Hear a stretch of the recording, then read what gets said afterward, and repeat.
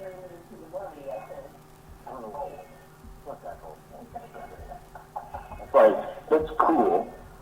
It's cold. That's like a mummy in women. It's cold. Oh, you want cold. And you want to just get a baby yet. Well, you only get cold and staring at like you, but I mean, like, just warm. Fires. But I thought that. Wow. That'll help the country a little bit. Then with your smart points completely out the door. They've gone far before this. That's not true. So this evening we're talking about the question that we get asked the most from people, and that's how do I know if my house is really haunted? Now, some houses are more haunted than others. And I think we lost John. Oh, I'm sorry. I'll take on that. You sure about that? No. Okay. Tired. Tired? Yeah. Yeah. Cold and just worked out. So, I mean, like a can of corn or something like that. Can of corn and Diet Coke. I was just about to, I'm still working on the monster.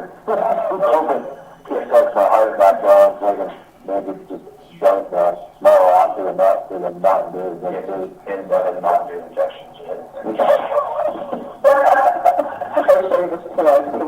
Mountain Dew. We don't get a brand. We should get a brand. We should have like a Monster brand and a Mountain Dew brand. And it's like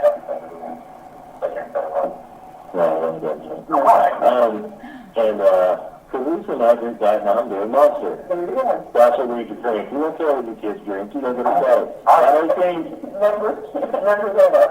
I'm sorry for watching crazy. Not okay. Okay. Oh, yeah.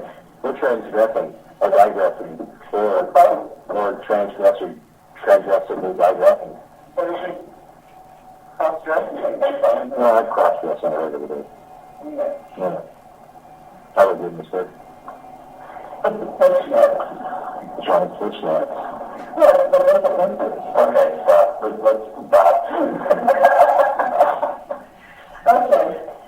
I mean, seriously, I think that's the question that comes up the most for people when they're asking about the paranormal, or they have questions of whether or not their house is haunted, and whether or not they should question their senses. Let's kind of talk a little bit. What are things that make people think that their house is haunted? Creepy feelings in the basement. Okay. Well, that's the safety, but that's a good place to start. That undefinable, creepy feeling that someone's watching you, etc. Somebody might be. That's true. If you see somebody opening your window, call the police. That's right. When your house is not haunted. But, okay. The mission based on issues, I know where you're going with that. But, it's true. It is true. 99% of the basements have been creepy to it. In fact, there's only ever been one. A friend of mine died. She likes the basement all fixed up, and it's just not crazy. Yeah. Well, I mean, shielded up of it. Yeah. But yeah, there tends to be unshielded wiring. Right. There's so much EMF and stuff like that. What you heard is usually a hot water heater and most of the wiring for the house runs underneath it usually is piping and all that. And there's banging in the pipes, there's EMF, there's all kinds of stuff in there. Dark corners, large sirens that try to use the face glass in the corner. Well, that might be the police stuff. Yeah. So, I mean, that's something that people have to think about is,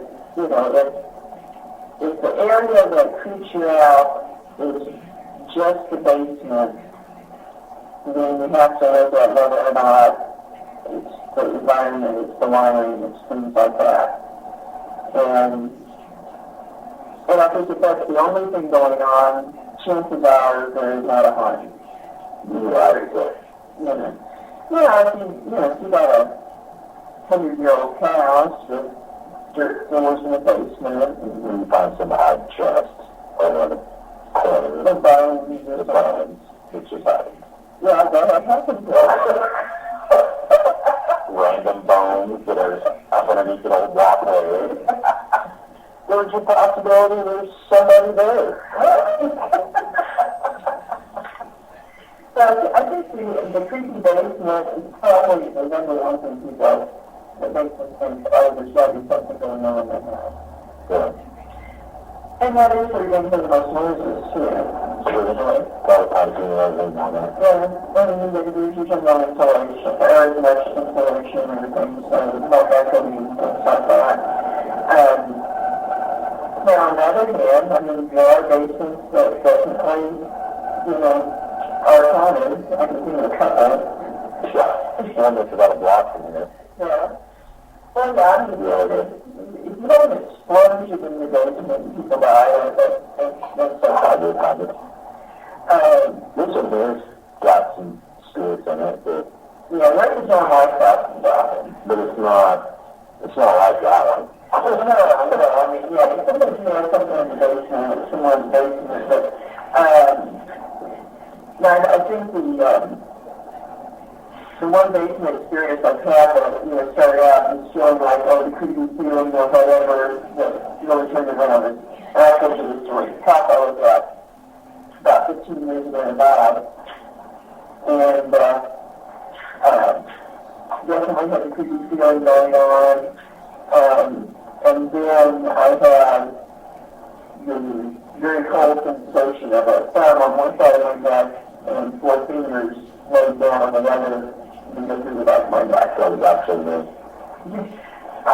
Just come on in, guys. Stop. Stop. I want to bring a chair. I feel sorry. You can want to know different. Cheryl only said it to his voice. I don't know what he's talking about. Oh, it's fun every once in a while. Yeah. Cover up. Like a mummy? Oh.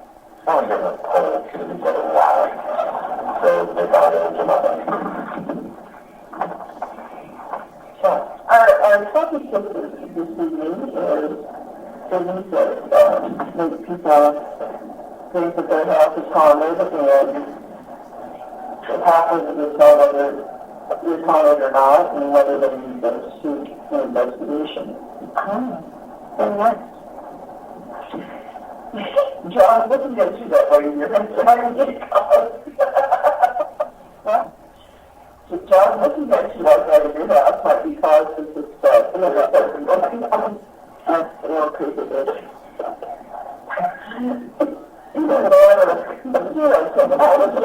I feel some serious cereal about this book. That was the look that I'm fighting. So I think it's just because of our house. Oh, it's adorable. Yeah. Stay listening to those, okay? But they're trying to make the short part. Right. Not Shakespeare.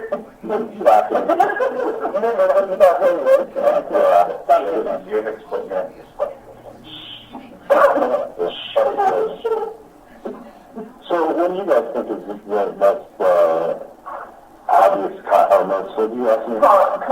Common clouds. People think that their houses are haunted. Because I kept that down about my area, I put it down about some of the things. Oh, that's true. Okay, let's jump to both of those questions. The guys, unexplained noises, I think, would be up there on the list. Yeah. Well, let's go with both of those stuff up for the there's, and, it's one thing to see these things moving and meditating, and doors open and closing. Then you have situations where things do get place and maybe show up again, which I don't know if it's my house, I haven't done it. I just assume I'm so smart at half the time that I just don't even think about it. So. Mm-hmm. Well, and the reason I say that is because you guys know, we're a house full of girls except for Jim, and so no one takes the kids to us, and so we have two bathrooms, and he rarely uses the one downstairs, and sometimes the two stuff. And, or there's some kids go to the yoga. I have a hallway, and then that's going down. Those are dudes that straight out and do highway with her. I will lose my mind. No. So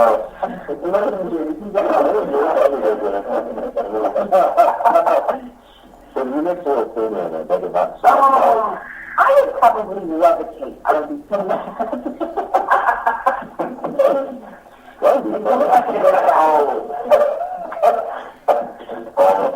Chinese, you might want to call the doctor. And I'm back and too bad about that. On the wall, we have the wall feature that has the flip of the second light, and sometimes it's when no one's been home but like me, I'll go in there and see yourself. We've got some door slamming upstairs, too.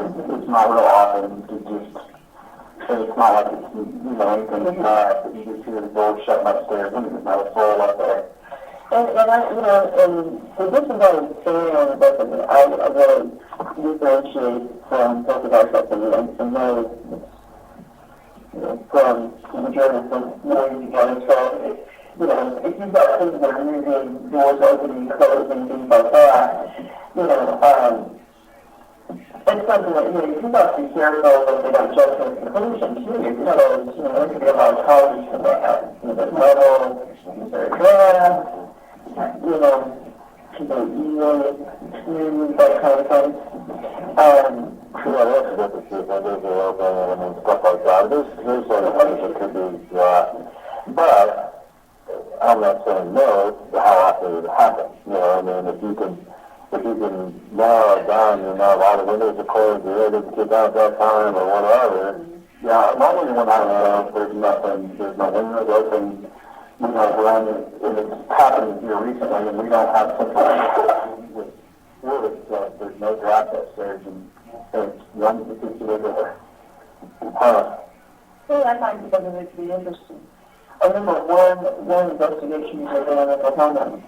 It was actually a big building at a school, and we were investigating the some rooms were left locked, and three of us were sitting in the hallway doing the deconstruction, and we had no doors on either side, and they were staggered from one side to the other. So we're sitting against the wall, there's a door in front of us, and the door goes off all night. There's no one else in the building, and literally watch the doorknob turn back and forth, and the door started rattling, and there's someone on the other side trying to open it.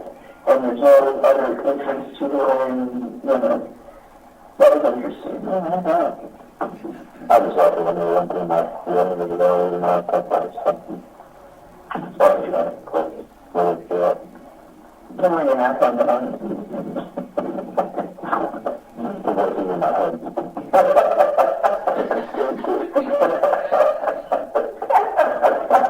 There was seriously, I've been a lot more audible. I feel like more at my house. I'm like extremely audible, and it's only when I'm in bed. That's happened to me before, but lately it's just been extremely audible, and I'm like, clear. Just crystal. Yeah. It doesn't like a damn bit of sense, but it's crystal. I don't know why the difference. I don't know if it's the spirituality that I've been working on or what.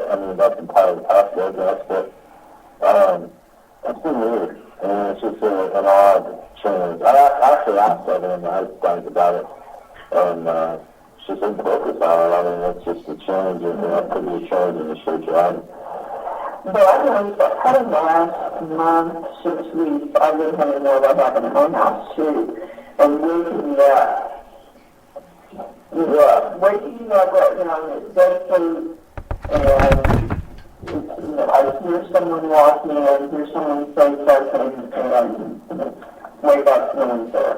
Well, I haven't heard actually speaking, but we've heard more movement now in the past, it's always been, you felt like somebody was standing over in this one particular corner just watching you.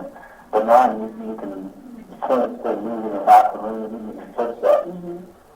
Well, I think that's something too, knocking noises, popping noises, things like that. That happens a lot, and generally, I just cannot that. Especially this time of year. You have to hot, cold, hot. It's too much compression, decompression. It's supposed to come down and say, it wasn't a board somewhere. I lived there or something. Or it's in the grass. I mean, that happens a lot.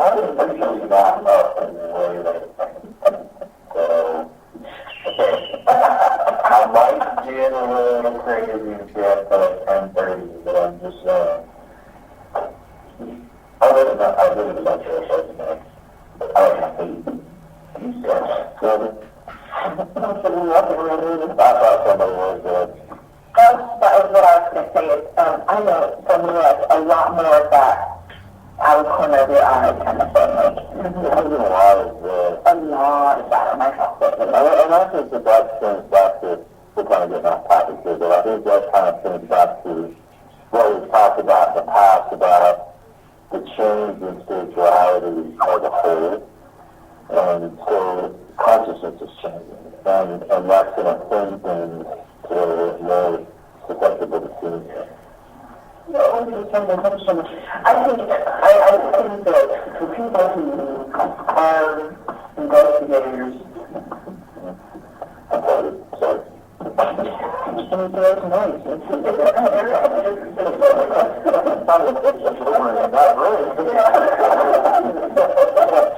Sorry.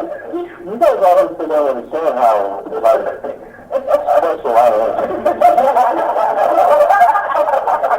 I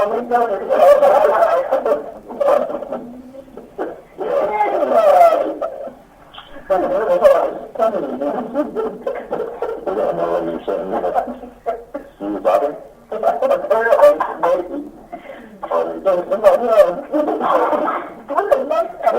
We were talking about seeing the... Oh, yeah. I think that it's a little bit of a misnomer for us because since we investigate, the more you're around the paranormal, the more you interact, the more you see. I agree with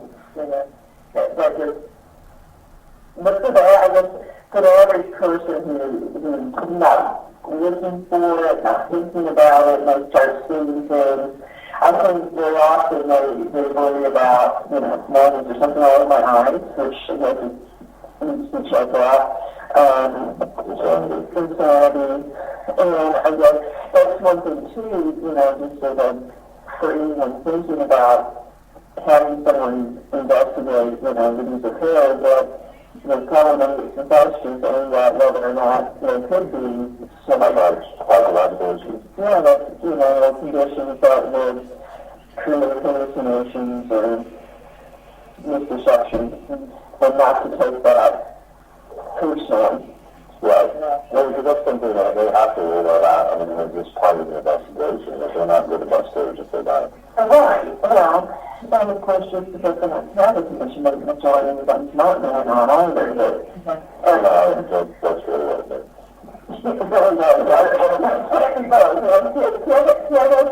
Crazy and doing stuff at the same time.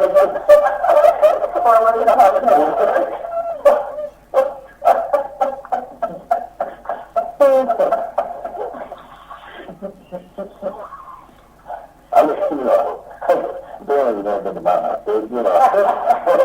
I mean, there's really nothing going on there. What was it crazy? But now that you say that, I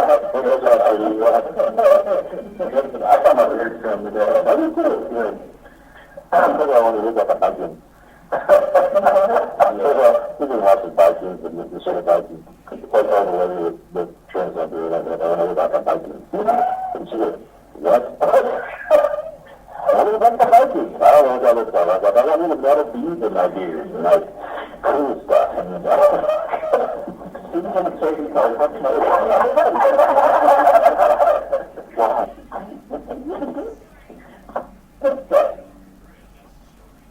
About people hearing them. I think that's probably one of the most common things people say. I think so.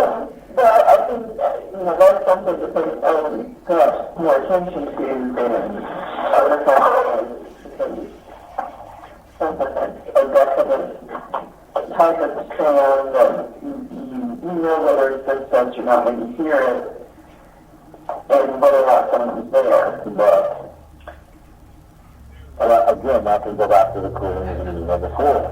We got wood stores up there for running this, for as they cool and heat, there's a spot in the hallway that makes the sound, that does sound like a footstep. Well, and the only reason, at first I thought it was, because we do have footsteps that run down the hallway and through the rooms, and, it's not abnormal in my house. This one is specifically, you can tell it, usually about the time the heater's going to kick on, it'll make that noise in the hallway. Well, I think that's a good point. Start associating the pattern, it can be explained. And, one footstep is one thing, but if you get a series of footsteps in the hall or something, like that time they did the one that church in town. Come on across the board. I would say that one or two fosters that, actual. I mean, obviously I'm not in this nature, but how it creeps when you walk through it, there's creeps in the middle of the water and it counts. But it's, but that's the creeping sound that often is right before the heat is this time. So, but it's only 1 or 2 pops. The footsteps are very obviously footsteps. I mean, they go for quite a while. And I don't like when they're under there and it's not that really good to do that. You go.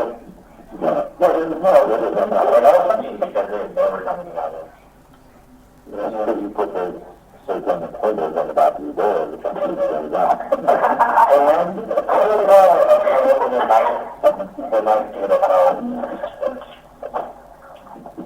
you still got my brother to go. And all it is. I think it was just right back there. It's not what it is. How about 30 voices? I'll be a voice, no, it's not.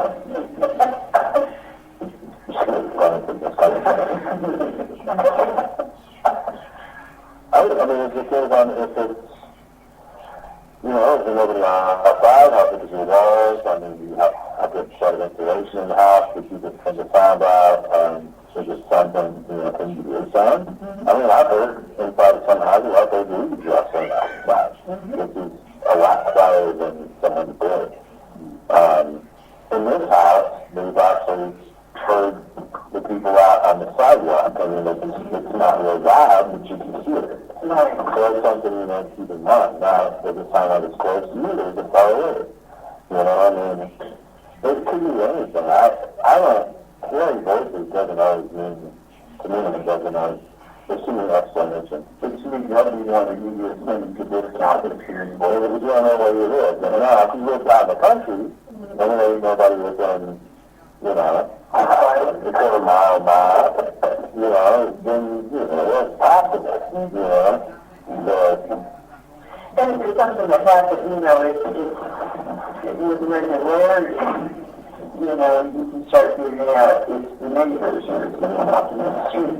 Now, 20 years ago, we did an investigation in Carson's at a house, and they kept saying that they kept hearing a baby crying. And at night, And during investigation, it's probably midnight, and we start doing this sounded just like a usual baby crying. And this kind of been going on for several weeks, and it's pretty much been months, because they couldn't find anything to explain it. And the investigation at Biographies found out the neighbors had cats as well as their kittens that would crawl under the house, under the neighbor's house, and then yelling as it came up through the door, and sometimes jumping baby. So that's been really difficult. So that's a good thing that we point out, because animals, there are animals that sound like humans. Peacocks scared the crap out of me one time. Yeah, screaming and bloody murder. Bobcats. So, I mean, that's possible. You know, you're doing stuff like that. It's amazing. I know, for us, a lot of times, we'll watch our dogs. Because we have one of our dogs in particular, she will stare down the hallway, but there's no one there. Then grab up. And, you're like, just relax, you know. And the other two don't seem to be bothered by it, but if she barks a certain way, you have to still look. But, you know, so we'll I pay no attention to them and how they react also to them. Scream or not scream. All right, I'm going to write a book, okay? That's fine. I don't care. I ain't to worry about your addiction. Because it's now shit. I don't care, it is. And it won't be in my book, just because you said that. So my point was, watch them. Pay attention to how they're acting, and I said a little more thing to tell you.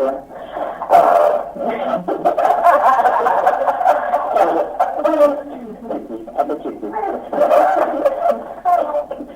I've got this unhealthy picture of him as a bird. I know.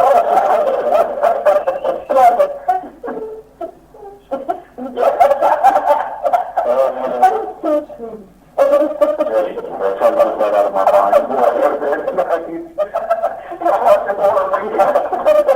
That would have been a horror movie. Speaking of that, I know about others. Oh, yeah. You ever seen others? You're not really bad. It's really good.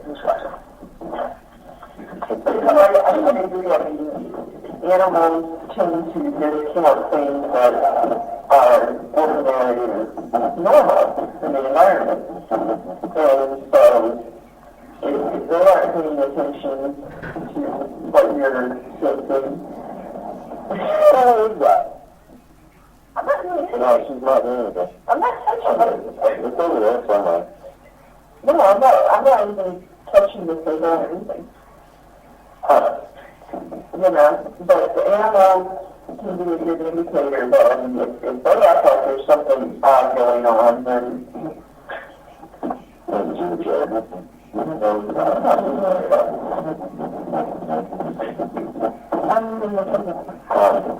trying to figure out what you I was like, what is that noise?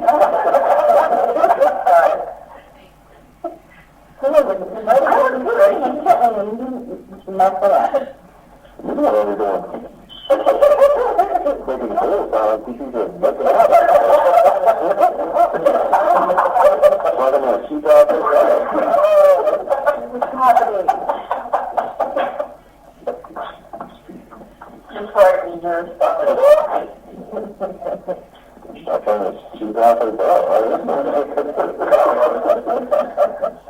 Okay, well, we both talked about the peripheral vision, things and shadows and movement. That was another comment.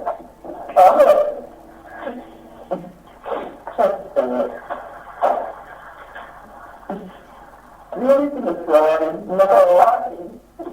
I think, shadows, again, it depends on a window's open, there's something coming out from outside, is there somebody else in the house, is it you? I've said myself in my own car before.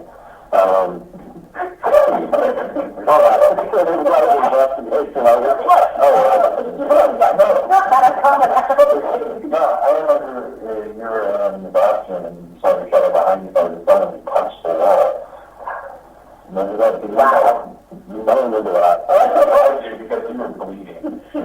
We used to remember last year because I walked down the hall of our old house and we had a hall tree and had a hat on it and some other stuff. And the light goes down the hall on the opposite wall. It was like a hat man standing there in the hall. Yeah. And the first time I saw it, I went down the hall and I'm like, but then, you get close enough and, start playing a little bit, see if it's moving, and, once you get in the light, it's like, and that's a good thing to bit up, because if you can change it, and it's, shadows are usually darker than the shadows. So, if you get in front of it changing it, that means you're in a light source. We called our oldest daughter down the house. She loves horror movies, but she hates like haunted houses and stuff. She saw that shadow and freaked out. I'm like, Katie, and I grabbed the hat and moved up and see, it's just the whole tree. People scare themselves. Yeah, they do. And they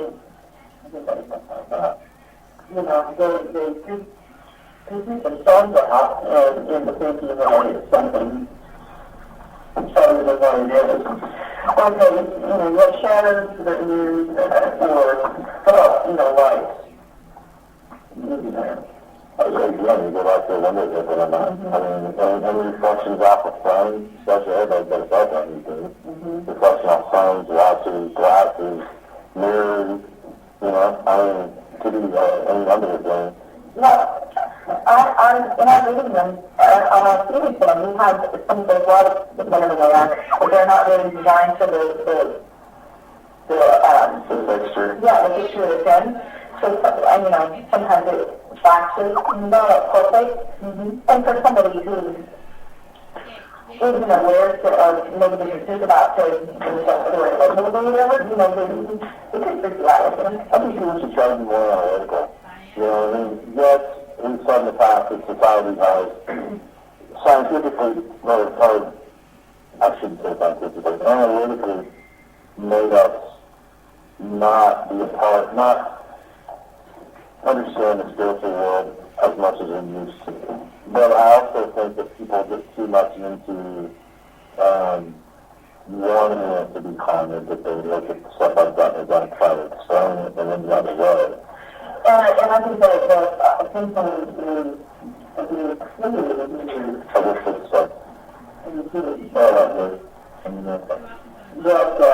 that if someone's warning upon you, and we see people like that come on too, that want to be actually want the haunting in the house. They want that type of thing. And those are the kind of investigations I don't want to go on, because those are the kind of people doing what they're masculine. If you want to become, that's a whole other animal. Well, and then you should go into a little bit of part of the case, what they can bring in. Yeah, look at John. That's where you find the negative spirits and regimes and stuff like that. The real fixtures, the stuff that you don't want to mess with, I think. Because those are the people that they feed off of that kind of fiction. And I think if you're trying to bring something like that in, those are the people you find read the boards and stuff like that. Whoever you see good shit that shouldn't be doing, they don't know how to handle it, they don't know what to do.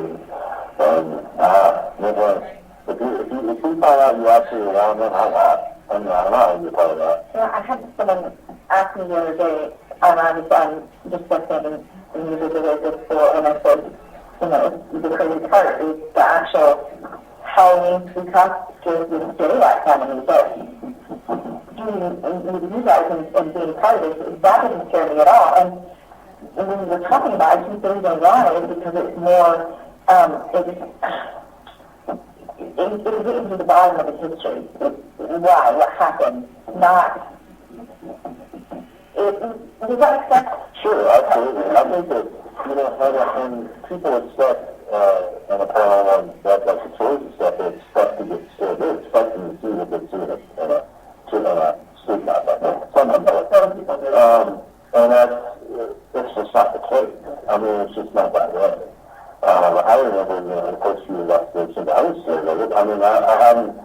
if you go through your life as a sensitive and don't know what it is, and you all of a sudden open up to it, it's a little funny, as you know.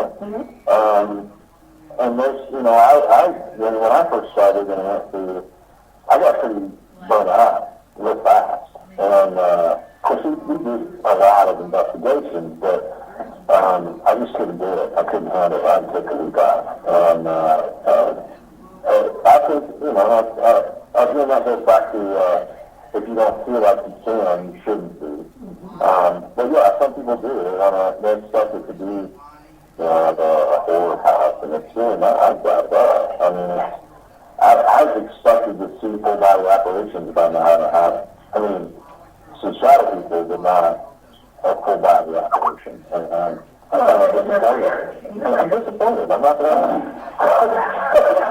I think it goes back to trust your gut too. I mean, if you feel lucky, it's probably lucky. Yeah, absolutely. She's always been, the Christian has to do the house, and then we don't want to do that. I don't know. I mean, I'm so straight out, I'm not going.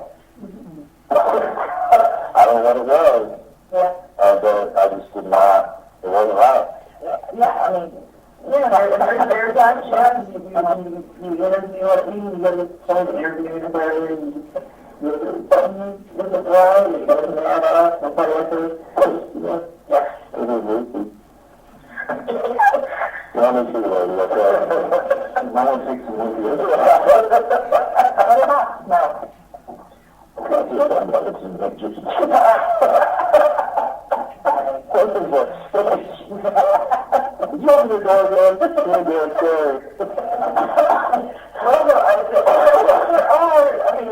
There are some smells that are generally associated with homes, particularly cigarette tobacco and old time perfume. Yeah, I smell my grandmother and my grandfather's house. The pipe in our house, pipe. I smoke. One particular Is tobacco, I mean, this pipe tobacco. It's not unpleasant. I mean, it smells old, but it's not unpleasant. But normally if we smell it, she normally gets something pretty quick after we smell it. You can feel it, that somebody's there. Mm-hmm. I haven't seen any yet, she has. I think Simon smells are, because, there's a thing, again, that depends on the situation. Was there a lot of house tobacco smoke in the house? Is it in the wood? Is the wood heating up and releasing that smell? And, but a lot of times you can find it in pockets. You can walk in and out of there. Right, and you can isolate it to an area. That's the way it is always, and it's all over. It's not just in one spot. Right, and I think that, I think generally that's the case. I don't think that, you would do it, but that is an explanation for it. I think that I see it a lot in my house. It's a lot in my house. It's my grandfather's clone. I know it's my grandfather's clone, and my grandmother's cooking. I don't know that either one of those, and there's none left in the house, so I know that that's the one that has none. I've seen them both there. So, I think the coolest one I've had is at Kendrick's house. When we were getting set up, one of the first times we were there, and I kept smelling what I thought was whiskey. And I kept accusing everybody and smelling everybody's cups because I thought somebody might come in, and not realizing that, that later on when we talked about what they used for anesthetics, that there wasn't anybody drinking it, because it used as fast as it came. It was something else now. And a lot of times it has to do with what having a location to correlate what might be a smell there. Sure. Some of the battlefields often have tobacco smells, outdoors. Sure. That's very common experience. So, it's something again that it makes sense, can it be explained? Well, the thing about those people that say that rotting corpse smell, or death, that they call it, is a sign of demonic entities. Could be a rat, but also. Could be doing that, but squirrels, you know. I wasn't big enough to give out the stage. Some of the books or something in there now. Some of the books that I've been reading that are more, you know, more renowned demonologists, so to speak, don't really talk about the tin, you know, they talk more of a sulfur smell with the human. You see, that's a, I think selfishness of somebody's party. Exactly. You know, it's not you know, in my house with two bachelors, it pretty much smells like that. You know, you like that stuff to get it popular out of eating there, because the golf train, because it smells like sulfur all the way there.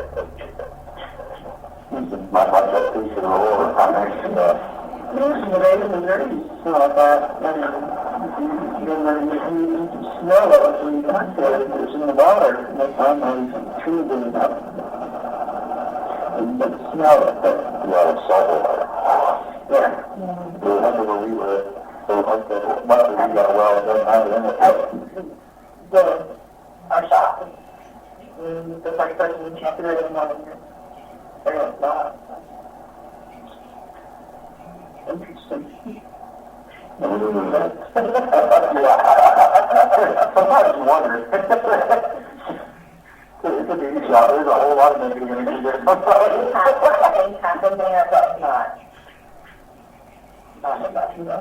You know, I think people don't realize that just that it was in somebody's got some activity. Mm-hmm. I've had people ask me, well, it's an early 1900s, whether it's another child, do you think it's home? You know, it's just like, well, how do you know if it's not, you know, if it's a bad haunting or something, or an evil spirit or whatever you want to call it? And I said, well, look and see how long the person lived there. I mean, you know, less than a year, I wouldn't buy it. That's a pretty good indication. If it's, you know, a lot of places have activity that is pretty, you know, benign, and people, you know, something happened, and they see something that takes them attention, then they can feel uncomfortable. Right. They work with it for years, but there's, you know, you get a lot of places that people move in and out all the time. That's often the flag. That's something that, you know, I tell people that if they're renting or buying, find out how long people have lived there before that, because, you know, I know some offhand that, you know, people just live all through, and some of them know for a fact they're never off on it. What's sad? No, it's not something to do that way. Mm-hmm. But, you know, so, and I think a lot of times people aren't able to really put a, you know, a good description on why they're uncomfortable, but one is on the rebound. You know, the really bad cases that you hear, you know, the horror stories of things being thrown at them, this and that, I mean, that's pretty rare. Yeah, I would like to see something new coming back here. Mm-hmm. The doorknob is the closest I know of things. We've got doors open or slammed, slammed. Yeah, I've heard them here. I haven't really seen them. I don't know. I don't know how that wants to be open. I heard it was not. I forgot about that. Right. There's two of them not there, too. You know, so I mean, that's, and so I think a lot of people are real nervous about calling someone in, too. Sure, and this is it. Mm-hmm. I think that, you know, you be careful on who you bring in. I would check if they have references, or if, you know, if they're in an reputable group, other somebody else is so good. You know, I mean, I think. And you should get a feel pretty fast if somebody that you can trust, because in a paranormal group, I think, can cause no problem with them. Unless you got it. You know, some of them are really bad. Yeah, I mean, I've seen situations where anything that make things worse, and you've actually kind of followed in behind other people and had to deal with sort of cleaning up some of the messes that they created for people. Or sometimes convincing them that things are going on that didn't really appear to be going on, and they, how to expect anything. I guess another thing too is that if you are talking to a group, if they seem very eager, that it must be wanted and really want, are totally biased, and that's a bad sign. Yeah. I'm not getting it. No, I think there's a big difference between accepting that, there is activity versus wanting to bring it on yourself. Sure. And groups can fall listen to that as usually as anyone else. I mean, unless you really, and in my mind, unless you just really have to know, there's really no point in blaming it to anyone. I mean, to me, it's just, it's either live with it or you don't. Mm-hmm. I mean, it is what it is. Bringing a team is not going to stop it from happening. You may know exactly what's going on, and you may not. You may not get anything. Even if it is on it, you may not get anything. Pretty unlikely, but it's possible. I think that's, one thing too is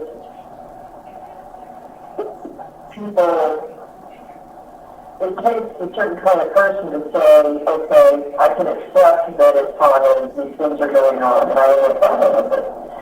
And I think people who end up almost sorry that they find out that they're sure right, Yeah, because you may hear something across the EVP, you don't want to know it.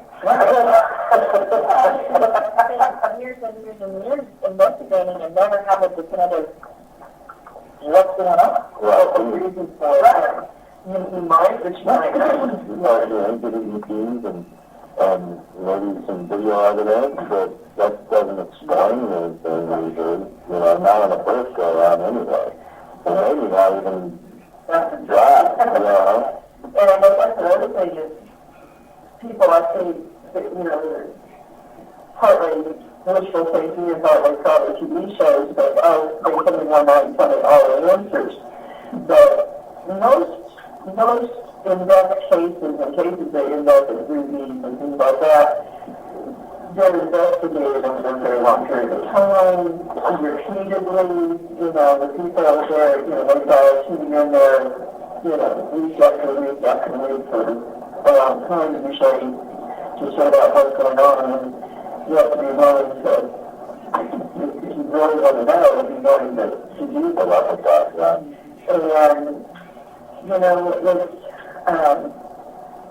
a lot of people end up, I think, feeling less secure once they know. So I guess it's sort of You can kind of put it in the back of your mind until you hear about EVP. And there is no doubt. Exactly. And,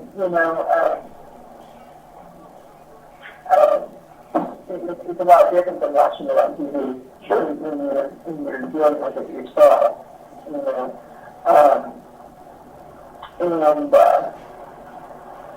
I really like the people who didn't want to know details. They want to know that there's something going on. But this is what they say or whatever, They didn't want to hear the evidence. I'm talking about. I think it's something that people really don't think about what they're trying to use, and once you open the box, it closes it.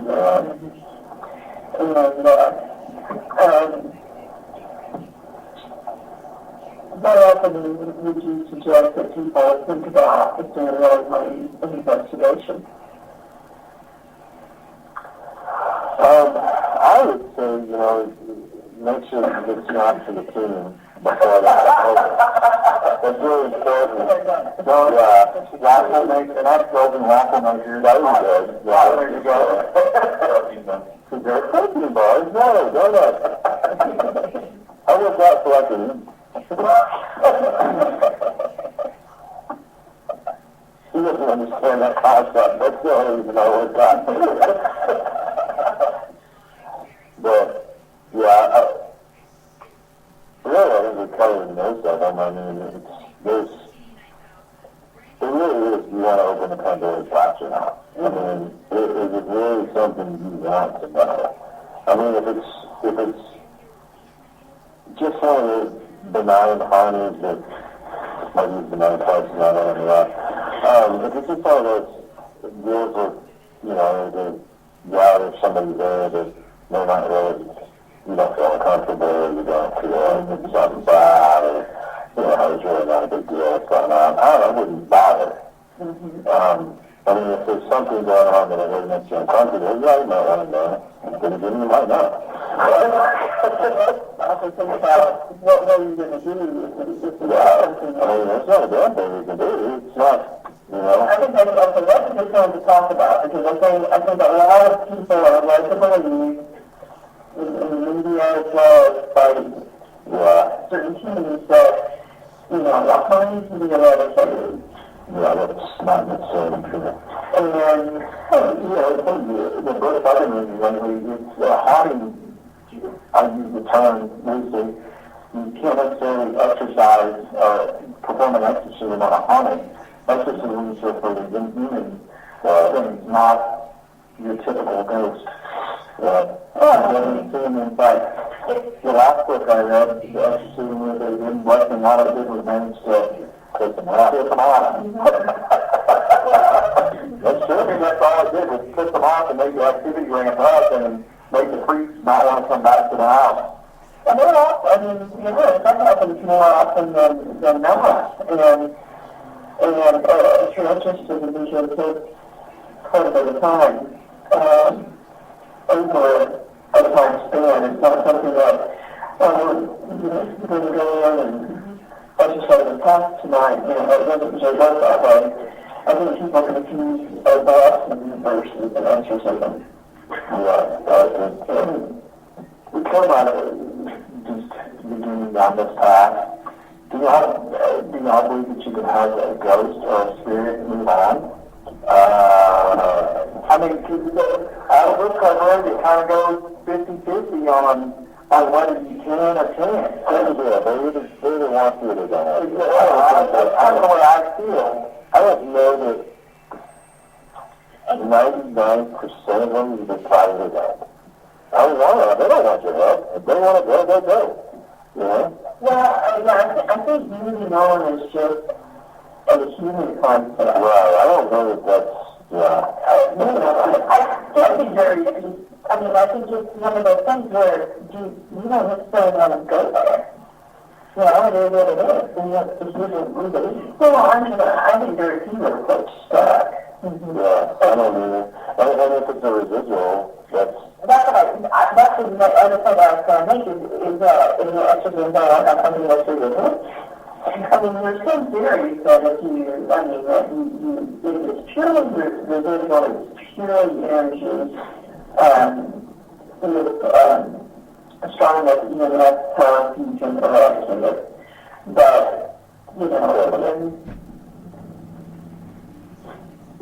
I think the only if it's residual, maybe. I've seen it discussed, I haven't seen it done in practice.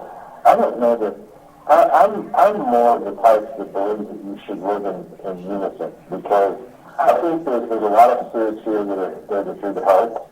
There's just forming in here. Right, and I don't know that, trying to, why would you make them mad just to try to get rid of them? I think doing what we do, I think that whatever your spiritual belief is for keeping peace in your house, you should do. But I don't think that, any sort of, trying to eradicate your spiritual guides or the entities that are here to help. I don't think I think that's going to cause you more problems than good. And good or bad, often it's just your perception.